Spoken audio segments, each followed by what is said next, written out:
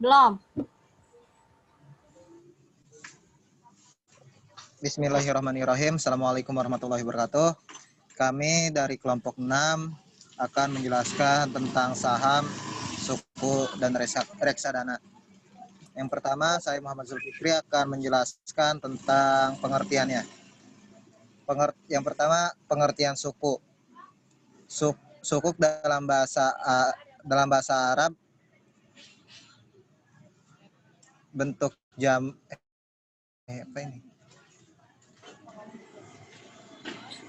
dalam bahasa Arab disebut dengan sukuk.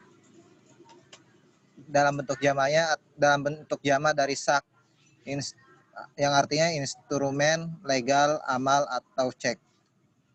Dan dalam istilah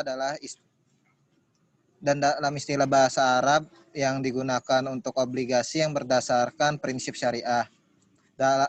Kemudian dalam fatwa nomor 32 /DSN MUI /IX/2002, Dewan Syariah Nasional Majelis Ulama Indonesia mendefinisikan suku sebagai surat berharga jangka panjang yang berdasarkan prinsip syariah yang dikeluarkan emiten kepada pemegang obligasi syariah, yang mewajibkan emiten membayar pendapatan kepada pemegang obligasi syariah berupa bagi hasil margin atau fee, serta membayar kembali dana obligasi saat jatuh tempo.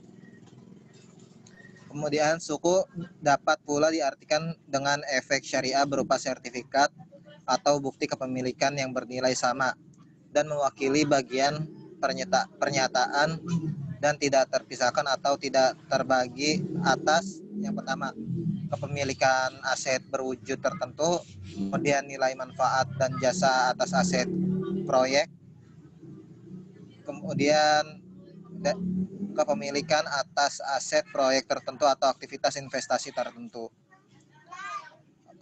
Yang kedua, pengertian dari saham.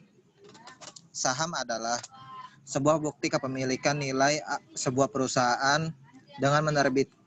Dengan menerbitkan saham memungkinkan perusahaan-perusahaan yang membutuhkan pendanaan jangka panjang untuk menjual kepentingan dalam bisnis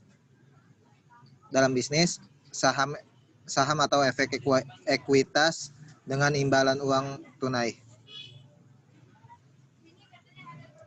Metode ini utamanya meningkatkan modal bisnis selain menerbitkan obligasi. Saham juga dijual melalui pasar primer atau primary market atau juga bisa dijual dalam pasar sekunder. Stok saham merupakan salah satu instrumen pasar keuangan yang paling populer. Menerbitkan saham merupakan salah satu pilihan perusahaan ketika memutuskan untuk pendanaan perusahaan. Pada sisi lain, saham merupakan instrumen investasi yang banyak dipilih para investor karena saham mampu memberikan tingkat keuntungan yang menarik. Kemudian saham juga dapat didefinisikan sebagai tanda penyertaan modal. Tanda penyertaan modal seseorang atau pihak badan usaha dalam suatu perusahaan atau perseroan terbatas. Dengan menyertakan modal tersebut, maka pihak tersebut memiliki klaim atas pendapatan perusahaan. Klaim atas aset perusahaan tersebut dan berhak hadir dalam rapat umum pemegang saham atau RUPS. Kemudian yang terakhir itu reksadana. Reksadana adalah wadah dan pola pengelolaan dana atau modal bagi kumpulan investor untuk berinvestasi dalam instrumen-instrumen investasi yang tersedia di pasar modal dengan cara membeli unit penyertaan reksadana. Dana ini juga kemudian dikelola oleh manajer investasi untuk diinvestasikan ke dalam portofolio investasi seperti saham, obligasi, pasar uang ataupun security lainnya. Selain itu, menurut Undang-Undang Pasar Modal dalam nomor 8 tahun 1995 pasal 1 ayat 27 menyatakan bahwasannya reksadana adalah wadah yang dipergunakan untuk menghimpun dana dari masyarakat pemodal untuk selanjutnya diinvestasikan dalam portofolio efek oleh manajer investasi. Dari kedua definisi tersebut, Terdapat 4 unsur penting dalam pengertian reksadana, yaitu yang pertama, reksadana merupakan kumpulan dana dari pemilik, kemudian diinvestasikan pada efek yang dikenal dengan instrumen investasi, kemudian reksadana tersebut dikelola oleh manajer investasi, dan yang terakhir, reksadana tersebut merupakan instrumen jangka menengah dan panjang. Baiklah, untuk yang selanjutnya problematika dan dasar hukum obligasi akan dijelaskan oleh teman saya, Eka Setiawati. Untuknya dipersilahkan. Materi yang selanjutnya yaitu problematika obligasi. Problematika obligasi merupakan salah satu jenis efek yang mempunyai jangka waktu cukup panjang. Pelaku pasar biasanya menggunakan istilah obligasi untuk penerbitan surat utang dalam jumlah yang besar yang ditawarkan secara luas kepada publik.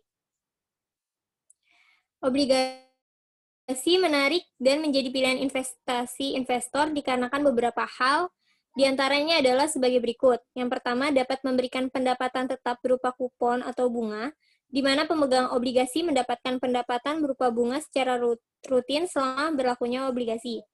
Keuntungan penjualan obligasi atau capital gain, yaitu keuntungan yang diperoleh investor ketika pemegang obligasi menjual obligasi lebih tinggi daripada atau dibandingkan dengan harga beli pada saat penawaran perdana, maka investor akan mendapatkan jumlah dana tambahan yang fleksibel. Lalu yang ketiga, dengan obligasi akan mendapatkan pinjaman dengan tingkat suku bunga lebih kompetitif. Hal ini ditentukan atas dasar kemampuan keuangan perusahaan serta memperhatikan kondisi tingkat suku bunga di perbankan. Apabila menerbitkan obligasi, proses penentuan tingkat suku bunganya relatif fleksibel, disesuaikan dengan kemampuan penerbit obligasi. Lalu yang keempat, mendapatkan alternatif pembiayaan melalui pasar modal. Obligasi termasuk jenis utang dalam jangka panjang, sehingga perusahaan yang dalam kesulitan mencari pendanaan melalui pasar modal dengan menerbitkan obligasi, sejumlah dana yang memang dibutuhkan, maka dapat memperkuat struktur permodalannya. Nah, obligasi selalu membawa keberuntungan, namun di dalam praktiknya dapat saja terjadi mengalami kerugian. Nah, masalah yang akan terjadi seperti apabila perusahaan yang menerbitkan obligasi tidak mampu membayar kupon obligasi. Lalu yang kedua, penerbit obligasi tidak dapat mengembalikan hutang pokok obligasinya. Lalu dasar hukum dari obligasi itu sendiri, yang pertama, Peraturan Pemerintah Nomor 60 Tahun 1992 tentang Obligasi Perusahaan Umum atau Perum Listrik Negara. Yang kedua, Peraturan Pemerintah Nomor 4 Tahun 1993 tentang Obligasi Perusahaan Umum atau Perum Pegadaian. Lalu yang ketiga, Peraturan Menteri Keuangan Nomor 36 garis miring PMK titik 06 garis miring 2006 tahun 2006 JO Peraturan Menteri Keuangan Nomor 10 garis miring PMK titik 08 garis miring 2007 tahun 2007 JO Peraturan Menteri Keuangan Nomor 172 garis miring PMK titik 08 garis miring 2010 tentang penjualan obligasi negara retail di pasar perdana.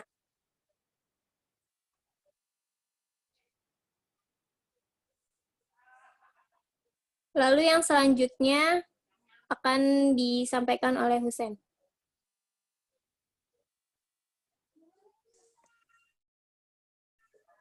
Baik, yang selanjutnya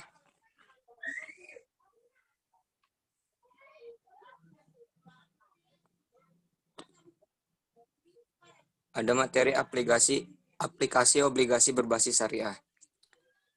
Salah satu bentuk instrumen investasi Islam yang telah banyak diterbitkan baik oleh berbagai macam korporasi maupun negara adalah surat berharga berdasarkan prinsip syariah atau lebih dikenal secara mendunia dengan sebutan suku.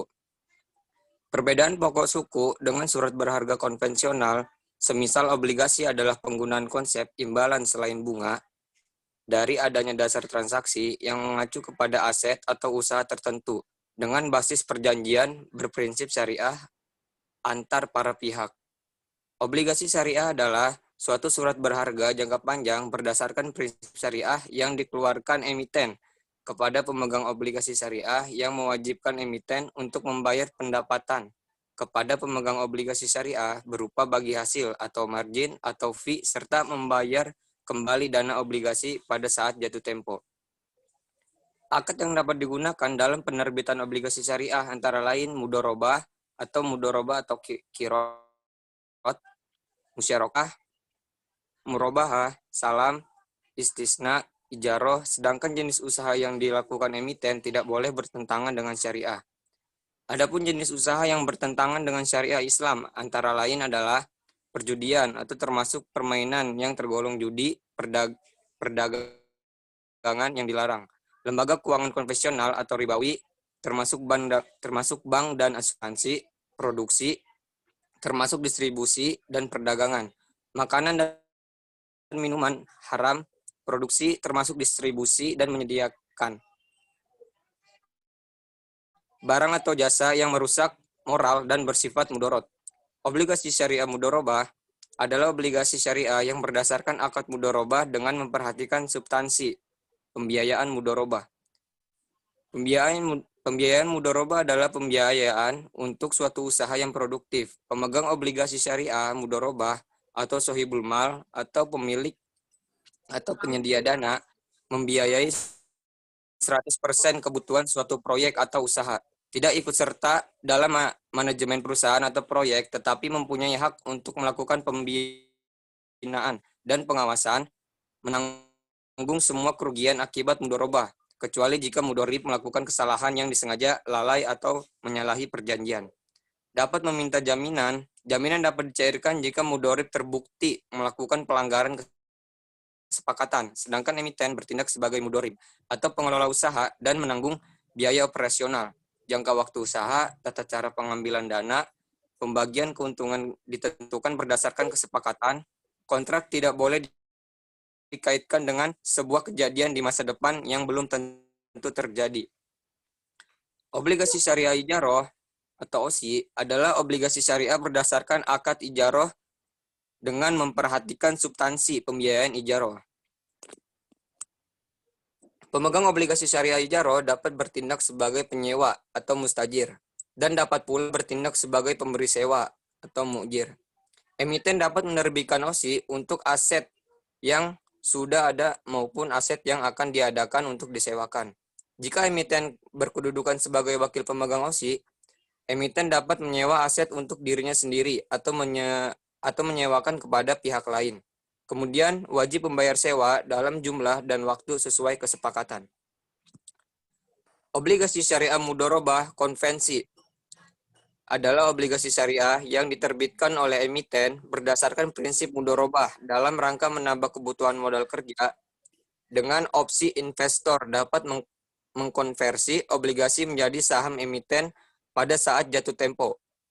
Akad yang digunakan dalam obligasi syariah mudorobah konversi adalah akad mudorobah dengan memperhatikan substansi pembiayaan mudorobah. Ketika pemegang obligasi syariah mudorobah konversi menggunakan haknya untuk mengkonversi obligasi menjadi saham emiten. Akad yang digunakan adalah akad musyarakah. Dalam hal ini, pemegang obligasi syariah mudorobah konversi bertindak sebagai pemegang saham. Penentuan harga dilakukan pada saat jatuh tempo dan sesuai dengan harga pasar saham saat itu atau harga yang disepakati. Pembiayaan musyarakah adalah pembiayaan berdasarkan akad kerjasama antara dua pihak atau lebih untuk suatu usaha tertentu di mana masing-masing pihak memberikan kontribusi dana dengan ketentuan bahwa keuntungan dan risiko akan ditanggung bersama sesuai dengan kesepakatan. Yang berikutnya ada perbandingan transaksi konvensional dan syariah. Yang pertama, tidak ada batasan mekanisme transaksi pada konvensional. Arah perputaran uangnya juga dibuka bebas, jadi konsep bunga sudah pasti ada. Yang kedua, pada konvensional, transaksi tidak jelas, spekulatif, manipulatif, dan juga diizinkan saham yang dimiliki bisa bergerak di bidang apa saja, asalkan memberikan keuntungan. Yang ketiga, pada syariah, hal-hal di atas diatur ketat. Dana yang ditanam tidak akan dipakai untuk menggerakkan bidang yang tidak sesuai dengan prinsip syariah seperti rokok, alkohol, makan haram, dan lainnya. Bebas dari transaksi ribawi, goror atau meragukan, manipulatif, dan judi. Yang keempat, investasi seperti reksadana syariah dalam pengelolaannya punya tahap screening yang harus dilalui dan sesuai prinsip syariah. Yang kelima, produk investasinya pun harus terdaftar dalam daftar efek syariah atau DES yang diumumkan oleh Otoritas Jasa Keuangan atau OJK berdasarkan ketentuan syariah. Yang keenam, dalam transaksi konvensional, penerapan sistem bunga untuk mendapatkan keuntungan. Sementara, hal ini tak terjadi transaksi syariah. Untuk menghindari adanya unsur riba, investasi syariah menerapkan sistem bagi hasil. Yang ketujuh, transaksi syariah juga menerapkan sistem akad atau penguatan atau kesepakatan dalam bertransaksi sebagai komitmen untuk tetap mengamalkan nilai-nilai syariah. Akad dilaksanakan secara sadar dan tanpa unsur pelaksanaan untuk memastikan perjanjian bersifat adil bagi kedua belah pihak. Yang kedelapan, selain itu, transaksi jual beli saham pada pasar modal syariah tidak dilakukan secara langsung untuk menghindari manipulasi harga. Sementara pada konvensional dilakukan secara langsung menggunakan jasa broker. Ya, terima kasih. Sekian dari saya. Berikutnya saya kembalikan kepada moderator.